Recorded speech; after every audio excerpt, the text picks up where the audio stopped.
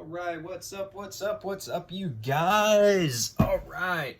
So, I know some of you are probably sick and tired of watching these average drop runs videos, and rightfully so. I don't blame a whole lot of you. Trust me, if you're one of my car fans, there is going to be some more car content coming out soon. Just bear with me. I've got to kind of get all of it together. I got a few events that'll be coming up, so just bear with me. It's a lot easier for me to do these average drop runs videos than it is for me to do the car videos. But there is some more car content coming up. Just be patient, okay? But in the meantime, this is another episode of Average Rob Runs, and dare I say it, but I don't know how many of you have heard of this, and some of you might be watching this from around the world, so you may not understand what we have here in the United States, but there is a department store that is called Ross here in the United States. And what they do is they sell a lot of clothing line product, and home decor product that may be like a year or two out of style or discontinued, so on and so forth. And they sell it at like insanely discounted prices. So I bought a couple of shoes, running shoes. In fact, I'm not gonna lie to you. I bought 3 pairs of running shoes that even those 3 pair cost less than buying 1 pair of Pegasus 37s, okay? And all of these shoes are excellent. I'm gonna give you one of the pairs of shoes right now, and it's because I couldn't find any videos of it. You know, the other 2 that I bought, I found videos of, and I'm gonna make a video for those, but I couldn't find a video of this shoe on the internet, on YouTube, and that's why I figured I'm going to post it up now, because, well, I haven't seen anybody that has one. And it's a running shoe by Reebok. Yes, I know some of you, yes, I did that video of the Float Ride Run 2.0s, which is by far one of my favorite shoes that I've ever ran in. It's an incredibly long, it's a long distance shoe. It was durable, it was comfortable, it was cushiony, it was like, you name it, it was like everything. That shoe is absolutely great. But this shoe is a little bit different. It's same, but it's different in a lot of ways. So here's what I'm going to get into. And this is the Reebok Energen Run. Yes, the Reebok Energen Run, which uses supposedly it's a variation from what I could find on the internet, because I had never really heard anything. Like, I had to research this thing in the store because I wasn't even sure if this was a running shoe or not, to be completely honest with you. So this uses what they have is the fuel foam instead of float ride foam. Now, here's the thing. If you have the Reebok Float Ride Fuel running shoe, it uses the same midsole here, okay? So it's a variation of the Float Ride foam that they use in the midsole, and I'll get into that here in a second of what makes it different, okay? And what's so special about this particular shoe and how much I paid for it. That's the shocker part. That's going to be at the end of the video, so stay tuned for that. Now, so the upper here is a machined mesh upper. Typical, just about every single shoe has a machined mesh upper. I do have to say it is super breathable. It does have like this TPU coating over the toe area and various areas all throughout. And of course, it's got that classic Reebok logo. It doesn't have that modern CrossFit Reebok logo. It's got the old school Reebok logo on the side. But machine mesh, it's kind of basic. The shoelaces are really like thick shoelaces, okay? They're not those like thin, lightweight shoelaces. These are thick shoelaces. The tongue is also very padded compared to most of the shoes that I've been running in. This has got like a ton of padding on the tongue area, which is, it's kind of nice. It's a little bit of a different change, but it makes it more comfortable the longer you run. Some of these shoes that I run in, the tongues are like super thin, or they're like the fly knits, where it's just like a knit upper. So this, having that tongue, huge difference.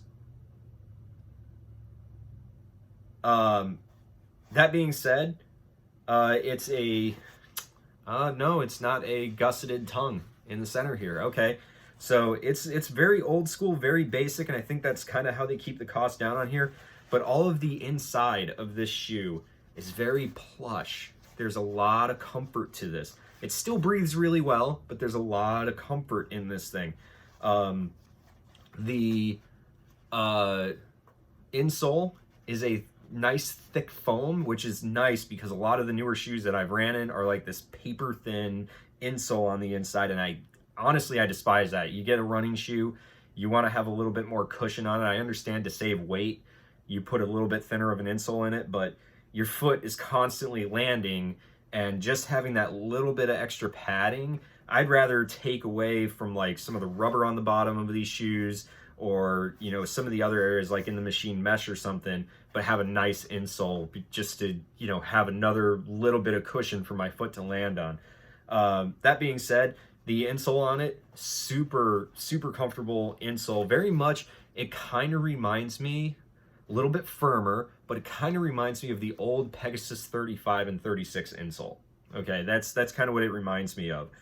Just a little bit thicker, probably about a 2-3 millimeter thick pad, foam pad underneath your foot. I like that. I really like that. Around the outside in the heel collar area, so much padding back here. So much padding. It is so super comfortable, and I love the Achilles kind of flare that's out the back here. It's so comfortable. I took this on a, by the way, took this on a 5K run this morning to see how it would do. Time 8:13 a mile. Just to give you a heads up, I know that doesn't seem like a very fast time, but I have been running a lot the past couple of days, so my feet are very sore. My knees are a little worn out. My muscles are a little, you know, kind of beat up. So 8:13 on a brand new, I mean, literally a brand new pair of shoes. These are not walked in. I literally just got them, threw them on my shoes, went for a run. I mean, did my stretches, but went for a run. And that's kind of what what I came up with. So to me, for my body weight, my size, that's pretty good. But the heel collar is so padded, it's so nice. I mean, it was just so comfortable running in that today. It really felt amazing on my foot. It was just so super comfortable for that 5K run. Honestly, I almost forgot about the foot pain and everything that was going on. It felt so nice. Midsole, using that fuel foam technology, which is, I guess, a variation of the float ride foam. It's a little bit denser. It offers a little bit more energy return. Okay, so it's not like this super squishy, kind of like walking on pillows like I explained with my float rides. This is more like it absorbs, but then it returns that energy. So it literally felt like every step that I was taking was like a nice bounce to it, like a basketball underneath my feet. So not exactly the most comfortable when you really think about it, but it absorbs the impacts relatively well, but it gives you so much more energy return. And I think that's why they call it a fuel foam, is because it kind of acts like fuel for your feet. It gives you that extra bounce to kind of push you forward. So I really like that. Again, there's no air zoom units or anything like that. It's literally just this foam, which I guess is a little bit denser. It doesn't have that squishiness. I mean, it does. It's not bad, okay? Compared to some of my other shoes, this is a little bit more firm, but again, it's a brand new shoe. It's like barely even broken in. So that might loosen up a little bit as time goes on, who knows? But right now, it feels a little bit on the firmer side, but it's got so much energy return that I was impressed. I was seriously impressed with this shoe as far as its run is concerned. So now we go to the outsole on here. Okay, the outsole underneath, as you can see. Now this is an area that I feel like they could have made this shoe a little bit lighter. Okay, because there is rubber, dense rubber. I mean, maybe a little bit softer in the black area. This red area is like hard rubber right here. And I'm going to explain why here in a second. I found out the reason why, and I'll explain it here in a second.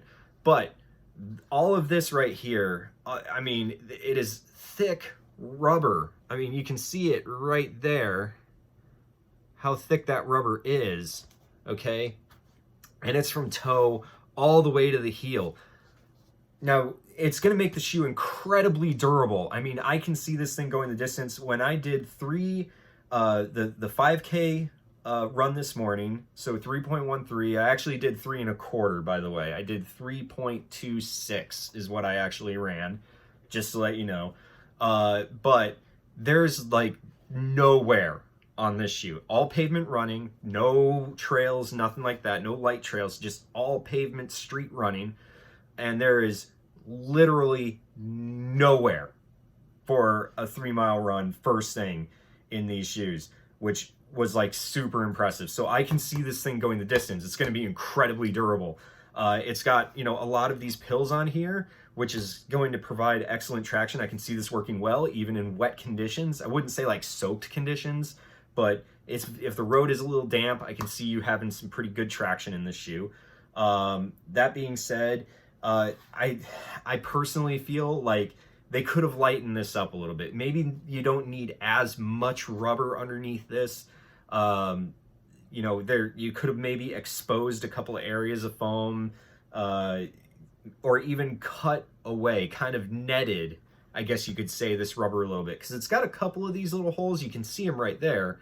But if they made those holes a little bit bigger or kind of meshed it a little bit more, I think it could have cut away, you know, a couple of ounces or maybe an ounce off of this shoe, and it would have been an even better running shoe underneath. That being said, it really didn't feel bad. That energy return that it has, you almost don't feel that weight underneath your feet because it just provides so much energy moving forward.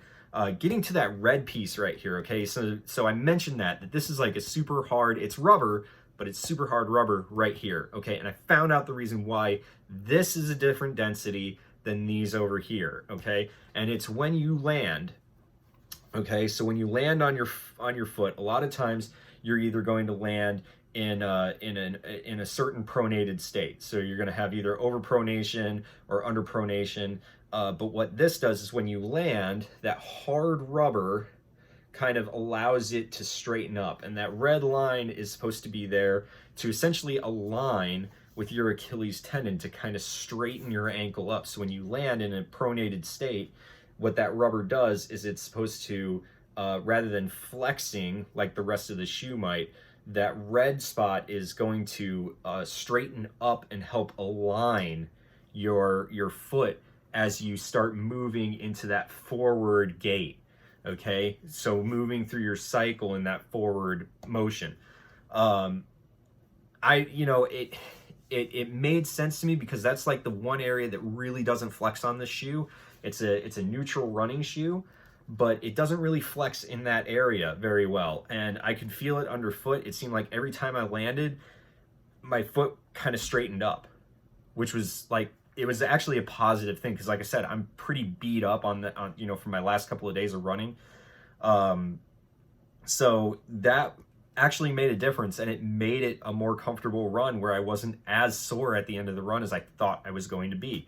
So I was seriously impressed with that. It's almost a very simplistic idea, and it works. That being said, yes, it is a little on the heavier side, but this shoe is made to be a daily trainer shoe. Where would I fit this in my cycle? Well, because of that energy return, I could see this being a tempo day shoe. I don't see that being an issue. I see it being a tempo day shoe, and I see this being an easy day shoe and potentially a long distance running shoe. Just because of the amount of padding and the comfort level that this has, I could see this being a long distance runner as well. Reebok really doesn't have a whole lot of information on this shoe. At least here in the States, I couldn't find anything for it. I actually had to search a European website for information on this shoe. And to be honest with you, it seems like they did market this towards a long distance, somebody that's going to be putting in the miles, that's using this as a daily trainer type of running shoe. And I can see how this works. It's got a 9mm drop from front to back. I I can't find the specs on the stack height on this, okay? So I'm going to assume, based on comparing it to some of my other shoes, it appears that it's an I believe it's going to be a 17 or an 18 mil. Could be wrong. Okay, it might even be less than that, but I'm going to say it's a 17 mil front, and then going to a 26 millimeter in the back. And maybe one of you can confirm that. I don't know, because Reebok doesn't have anything on their website. I can't find anything on the internet as far as what the stack height is on these things, but I do know that it is a 9 millimeter drop that is directly from Reebok on this shoe. So you might be saying, if this is a Ross find, how much did you pay for it? Well, 30 bucks. 30 US dollars, so $29.99 is what I paid for this shoe, brand new. I mean, I honestly, when I saw it, I was like, let me try it. I didn't even know if this was actually a running shoe or not. I saw where it said fuel foam on it, and I said, well, maybe it is a running shoe. I did some research, pulled out my phone, did some research, found out, yes, this is a running shoe. I did find a tag somewhere that was kind of stuffed in the shoe that said what model it was. When I finally searched it, yes, it was a running shoe. It was built for maybe distance running, easy day trainer kind of stuff. And so I was like, okay, 30 bucks, let's just go ahead and buy it. So this was kind of a find that I was like, I think this could be worth something, and it might be something cool. So I wanted to share it with you guys. This is my initial impression. Okay, now this shoe will go in my rotation. Right now, I'm not gonna lie to you guys. I had some issues with my Pegasus 37s the other day, and it has to do with that lockdown unit that's on top of it. So that little kind of leather straps, I guess you could say, that come up from the sides of the shoe and kind of lock your foot down.